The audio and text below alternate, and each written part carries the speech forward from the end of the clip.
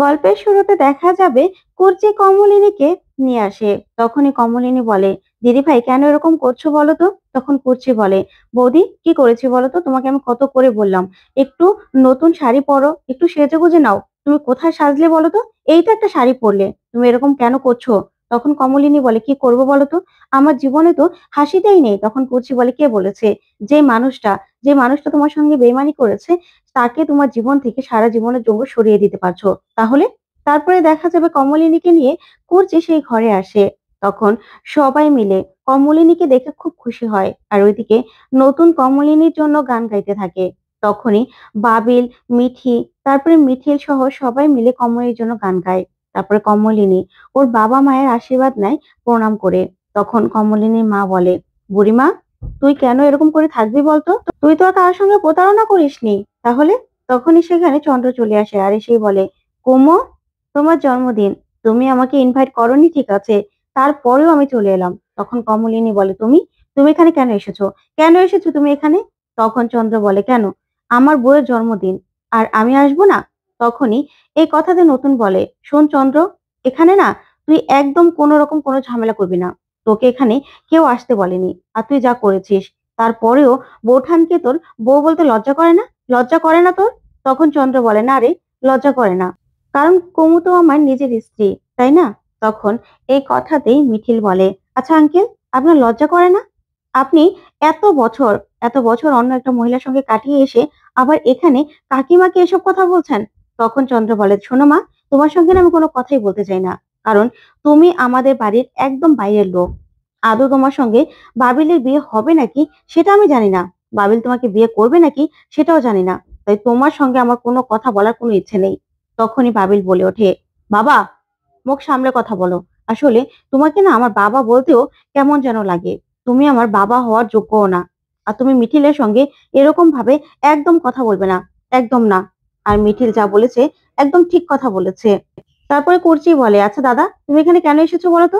আমি মাকে পর্যন্ত এখানে আসতে বারণ করেছি, কারণ আমি তো জানি মা আসলেও এরকম ঝামেলা করবে। তখন কমলিনী বলে, না দিদি ভাই, তুমিও বরং তোমার মাকে ডাক দাও, কারণ আমি জানি সে এসে তার ছেলের কথাই বলবে। তারপরেও সে তো আমার গুরুজন, এতদিন পর্যন্ত সে তোমার মাথা ছাতা হয়েছিল, তাই তাকেও আমি প্রণাম করতে চাই। তখন কুর্চি বলে, মাকে ডাকবো? তখন কমলিনী বলে, হ্যাঁ। ওইদিকে চন্দ্র বলে, আচ্ছা কোমো, তুমি আমার সঙ্গে কেন এরকম করছো বলো তো? কেন এরকম করছো? আমি তো আমি তো বললাম যে আমার কোনো কিছুই মনে ছিল না, আমি একটা হোমে ছিলাম। তখন পোষণ বলে, শোনো চন্দ্র, তুমি না একদম নাটক করবে না। তোমার এই নাটকগুলো না অন্য কোথাও খাটবে, এখানে তোমার নাটকগুলো কেউ দেখবে না। তখন রেশমি বলে, আচ্ছা ভুল তো মানুষেরই হয়, একটা মানুষ নয় ভুল করে ফেলেছে, তার জন্য সে ক্ষমাও তো চাইছে আর বুড়ির কাছে তো ফিরে এসেছে। তাহলে তোমরা তাকে এরকম করছো কেন বলো তো? তার সঙ্গে কেন এরকম করছো? তার সঙ্গে কেন তোমরা মানিয়ে নিতে পারছো না? তখনই কমলিনী এই কথা শুনে চমকে গিয়ে বলে, আচ্ছা বৌদি, আমার দাদা যদি তোমার সঙ্গে এই ব্যবহারটাই করতো, তাহলে তাহলে কি তুমি মেনে নিতে পারতে? তুমি তুমি ঠিক এই কথাগুলোই বলতে তো?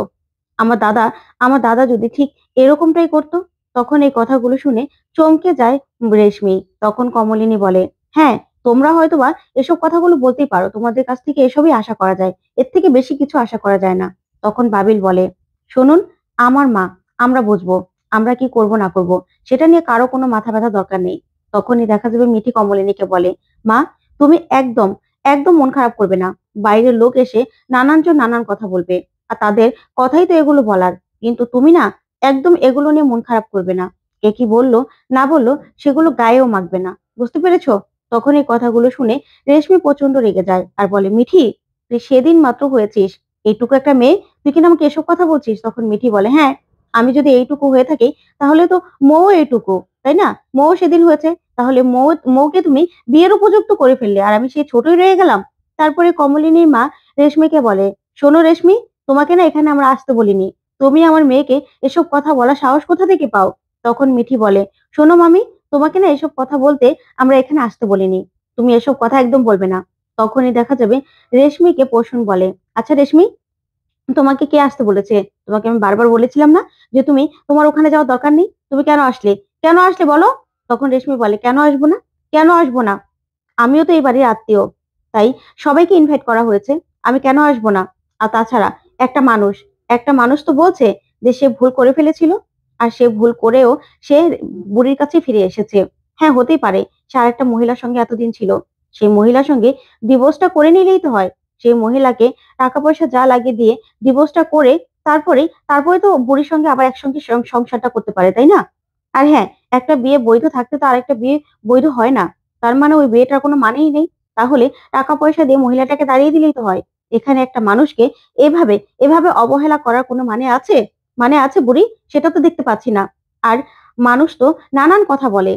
তখন কমলিনীর মা বলে, "শোনো বৌমা, তুমি না বড্ড বেশি কথা বলছো। এসব কথা বলতে তোমাকে আমরা এখানে আসতে বলিনি। তুমি কেন এসেছো এখানে? আর কেন বলছো এসব কথাগুলো? কেন বলছো?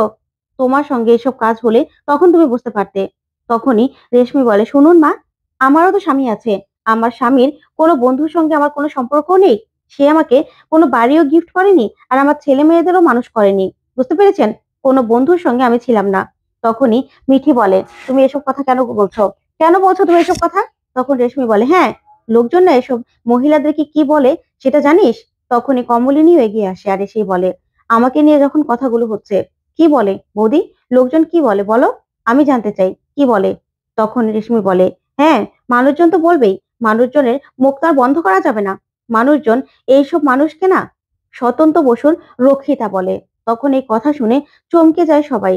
আর কোনো কথাই বলার ভাষা পায় না কমলিনী। তখন স্বতন্ত্র এগিয়ে আসে আর এসেই বলে, "আপনার এত বড় সাহস?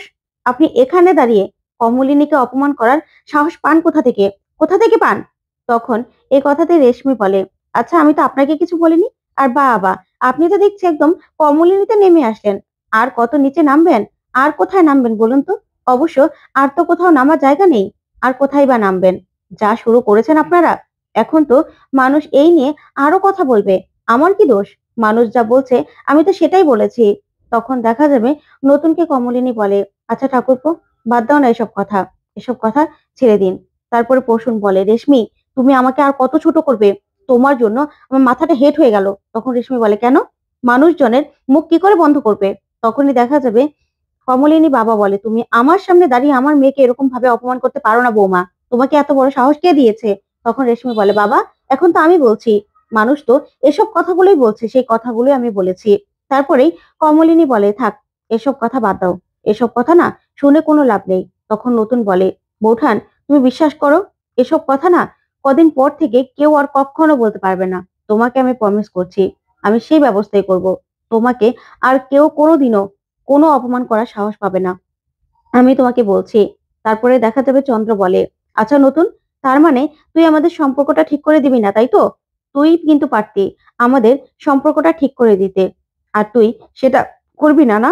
তোর উপর আমার ভরসা ছিল যে তুই আমাদের সম্পর্কটা ঠিক করে দিবি।" তখন নতুন বলে, "না, তোর সঙ্গে বৌঠানের কোনো সম্পর্ক আমি ঠিক করব না। কারণ তুই একটা চিট। তুই বৌঠানকে ঠকিয়েছিস। তুই যা করেছিস, তারপরেও এসব কথা বলতে লজ্জা করে না? লজ্জা করে না তোর এসব কথা বলতে? তুই না একটা ক্রিমিনাল। তোকে এসব কথা বলার সাহস কে দিয়েছে? তুই কেন এসেছিস এখানে? কেন এসেছিস? তোকে এখানে আসতে কে বলেছে?" তখন বাবিল বলে, "শোনো, এখানে না কোন রকম কোনো সিন ক্রিয়েট করবে না। মায়ের আজকে জন্মদিন। মায়ের এই জন্মের দিনটা আমাদের কাছে খুব স্পেশাল। তাই তুমি প্লিজ এখানে কোনো সিন ক্রিয়েট করবে না। আমি তোমার বড় ছেলে না যে তোমার পক্ষ নিয়ে কথা বলবো, তোমার কথাগুলো শুনবো।" তখনই দেখা যাবে চন্দ্র বলে, "আচ্ছা বাবিল, আমি এখানে খারাপ কি বলেছি বলতো? খারাপ কি বলেছি? আমি তো তোর মায়ের সঙ্গে সংসার করতে চাই। তোর মায়ের সঙ্গে একসঙ্গে থাকতে চাই। তাহলে তোর তোর মা কেন সেটা চাইছে না বলতো? কেন চাইছে না?" তারপরে করছে বলে, "দাদা, তুমি প্লিজ মুখটা বন্ধ করবে? তোমার এসবের জন্য না বৌদি ভাইয়ের জন্মদিনের দিনটাই মাটি হয়ে যাচ্ছে। কেন এসব কথাগুলো বলছো?" তারপরেই বাবিল বলে, "একদম তুমি এখানে এসে কোনো সিনক্রেট করবে না।" তারপরে মিঠিল বলে, "আচ্ছা, আচ্ছা আঙ্কেল, আপনার এসব কাণ্ডে আপনার লজ্জা করছে না, না? আপনি এখানে এসে যা করছেন, আপনার লজ্জা করছে না?" তখনই চন্দ্র বলে, "শোনো মা, তোমার সঙ্গে আমি কোনো কথাই বলতে চাই না। তুমি এই বাড়ির কেউ না।" তখন বাবিল বলে, "এ বাড়ির কেউ না, ও কদিন পরেই না এ বাড়ির বউ হয়ে আসছে।" তখন চন্দ্র বলে, "সে আসবে কিনা কে জানে?" তখনই মিঠিল বলে, "আপনি আমাকে বৌমা নাই ভাবতে পারেন। কিন্তু আমি একজন মেয়ে হিসেবে বলছি, আপনি যা করেছেন না, আপনি একটা ক্রিমিনালের মতো কাজ করেছেন।" তখনই চন্দ্র প্রচন্ড রেগে যায় মিঠিলের উপর। তো বন্ধুরা, কেমন লাগলো আজকের আপডেট? কমেন্ট করে জানাতে ভুলবে না।